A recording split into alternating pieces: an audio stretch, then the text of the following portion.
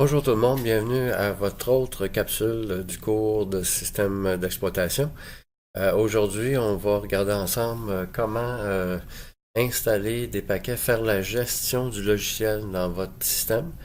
Donc, il y a toute une possibilité en Linux de pouvoir installer, désinstaller du logiciel par l'intermédiaire de dépôts. Donc, c'est un peu comme des serveurs sur Internet qui possèdent un ensemble de logiciels pour vous autres et qui permet d'aller les chercher puis gratuitement donc de les installer sur votre système. Alors le but de cette capsule, ça va être de vous montrer les commandes. Donc on va ouvrir une console et on va regarder ensemble la commande qui permet d'installer du logiciel. Et je ferai un tour vers la fin de la portion graphique équivalente en Linux Mint. Donc tout de suite, on va se rendre dans notre machine virtuelle que j'ai déjà ouvert ici. Et ce que je vais vous proposer de faire, c'est d'ouvrir également les notes de cours sur le module 3. Donc, installation de logiciel et gestion de paquets avec APT. Ça, c'est la commande qu'on va voir tantôt. On va regarder premièrement, c'est quoi un paquet. On va aller ici sur la notion de paquet.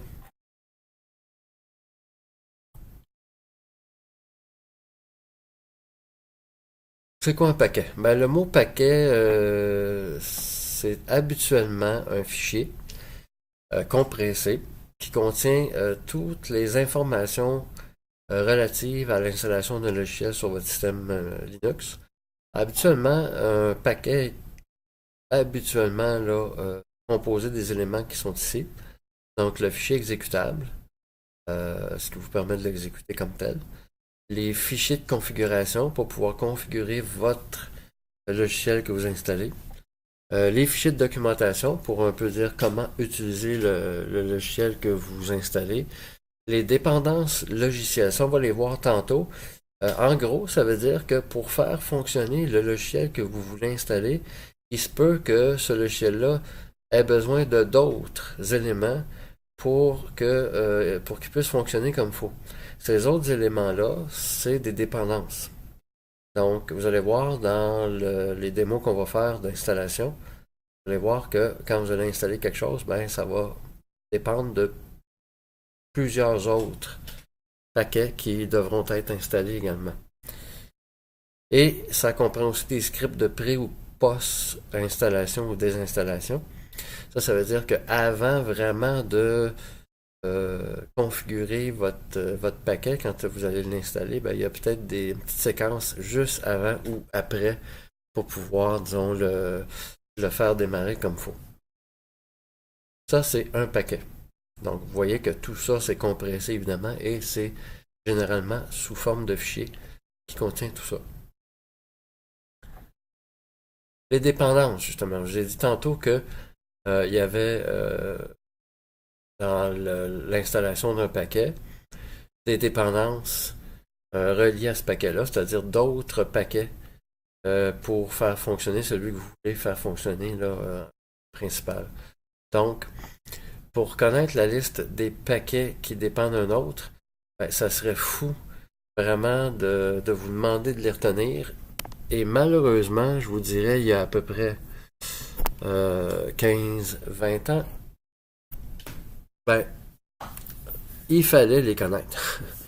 Donc, par exemple, regarde, je voudrais, par exemple, installer un éditeur de texte qui s'appelle Nano. C'est un tout petit éditeur de texte console qui prend très peu de ressources, très petit. Mais regardez, Nano, il est ici, OK? La boîte qui est en haut, ça, c'est votre logiciel que vous voulez installer. Et regardez le spaghetti que ça fait au niveau de toutes les dépendances dont il a besoin. C'est-à-dire que Nano, ici en haut, là, quand vous allez l'installer, il y a besoin de DPKG, il y a besoin aussi de libc6, il y a besoin de celui-là, et là, c'est pas tout.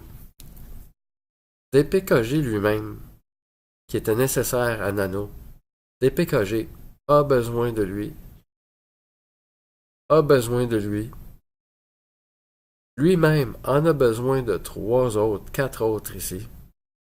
Et là, ça finit plus.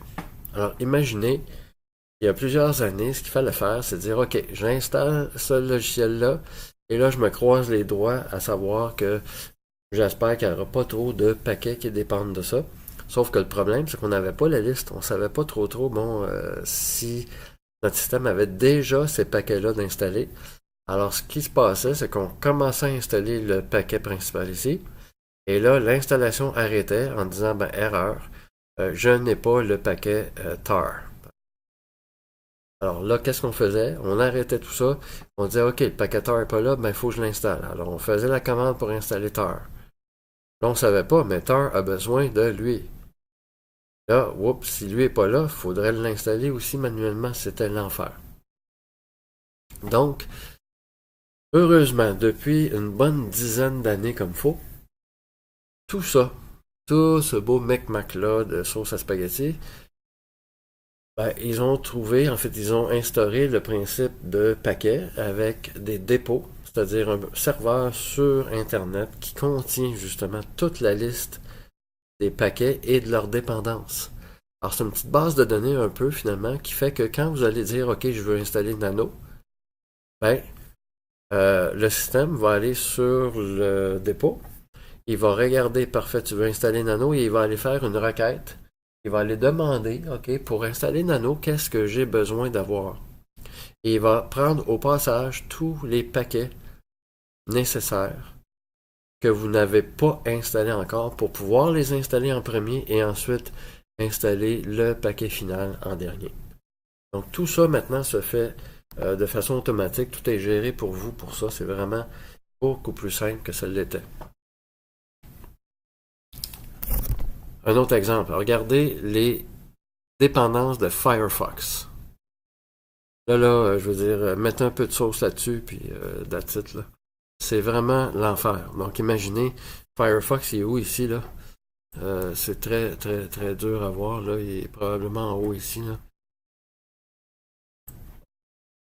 Donc vraiment, là, oubliez ça. C'est d'une gestion incompréhensible si vous l'aviez à faire vous-même. Regardez ça.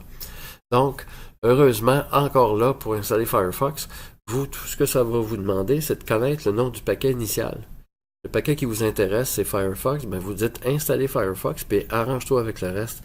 Puis le système va faire ce qu'il faut pour gérer tout ça. La notion de dépôt. Alors, on dit tantôt, les paquets sont sur des dépôts, c'est-à-dire ils sont sur des serveurs sur Internet qui permettent d'aller chercher la liste des paquets et de leurs dépendances. Alors, un dépôt, c'est quoi? C'est tout simplement un espace. Habituellement, c'est un serveur sur Internet qui contient la liste de tous les paquets de votre distribution. Donc, autrement dit, Linux Mint, quand vous l'installez, ben, il y a un serveur, plusieurs serveurs en fait, qui garde la liste des paquets de cette distribution-là et qui fait que quand vous demandez d'installer quelque chose, ben, il va interroger cette liste-là.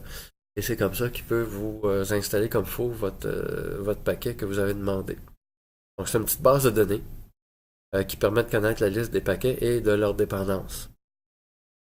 Alors, un peu schématiquement, on peut le représenter comme ça. Vous êtes ici, vous demandez un paquet. Ben, la requête va aller à un des serveurs qui permet d'avoir la liste des paquets. Ça, c'est les dépôts. Hein?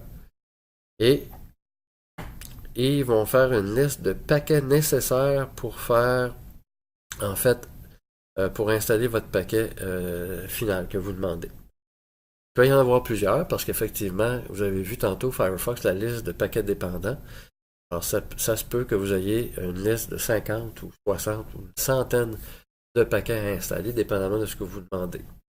Mais il reste que les commandes, vous allez voir, sont quand même relativement simples.